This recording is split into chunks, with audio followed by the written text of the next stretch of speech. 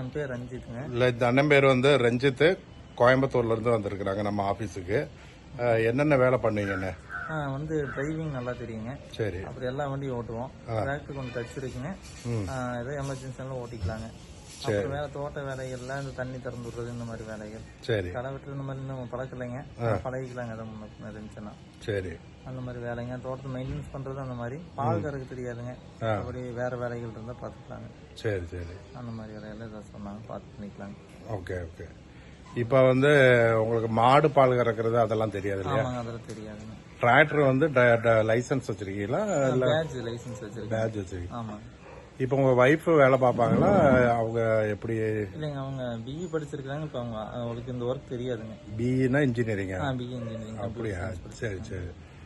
அப்போ வந்து நீங்க மட்டும் வேலை பார்க்குற மாதிரி. ஆமாங்க. இவங்க வந்து உங்க கூட இருக்கிற மாதிரி. இவங்களும் பையனும் கூட. ஓகே.